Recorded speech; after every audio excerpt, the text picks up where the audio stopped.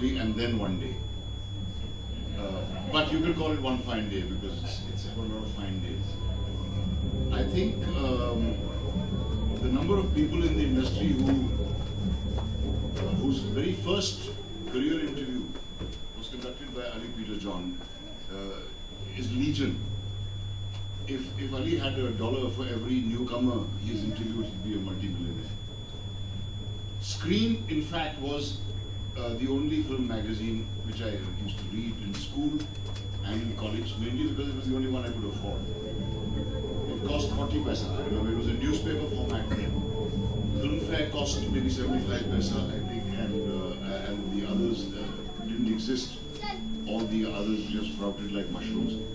But Screen at that time was the most informative, a paper which was purely informative, which stayed away from gossip, which stayed away from the vicious kind of reporting, and which stayed away from backbiting and trying to pull skeletons out of closets.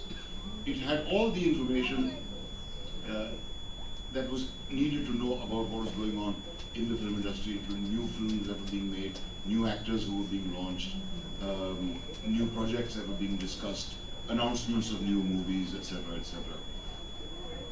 And there would always be this very intriguing name called Ali Peter John. And I'm completely with Anupam because I too, when I used to read those notes, used to think that there were 3 people. But I used to wonder why it was only Ali's notes. What about Peter and John? But they had flown away somewhere.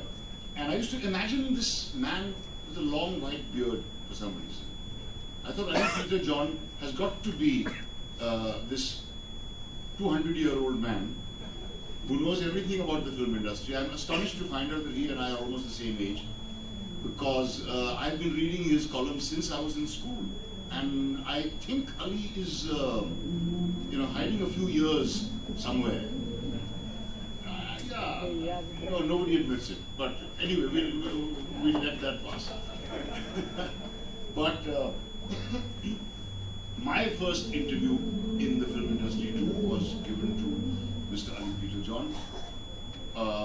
One of my son's first interviews was conducted by Ali Peter John. And I am totally on the same page with Anupam, where he says that Ali is a man who has probably never written a negative thing about anybody.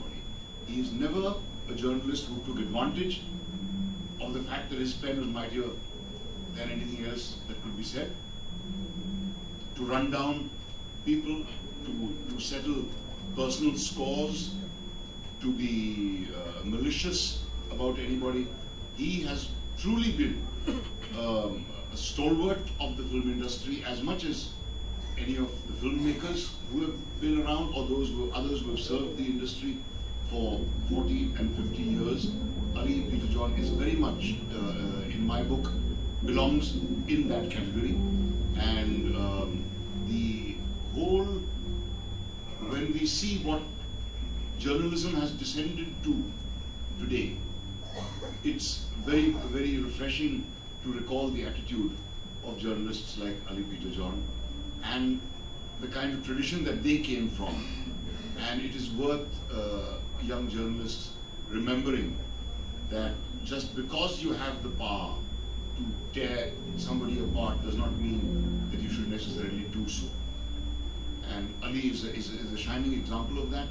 May his pen live forever, and may he continue to write compassionate, helpful, informative articles about the film people who he has very quietly and very unobtrusively observed in his many years in the film industry.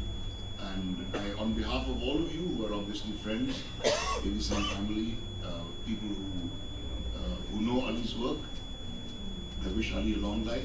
I wish him good health. I was astonished to hear of the things that have happened to him. The only thing that doesn't seem to have happened to him is to get run over by a road. But let us hope and pray that he has no more of such incidents, and the only adventures he has are with his pen. Thank you very much.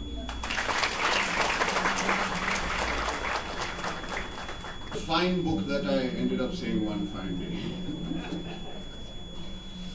before we now come to the launch of the book, this is a special request from Ali Sahib himself.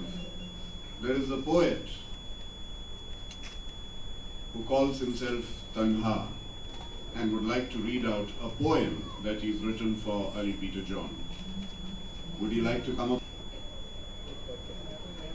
Ali Wonders.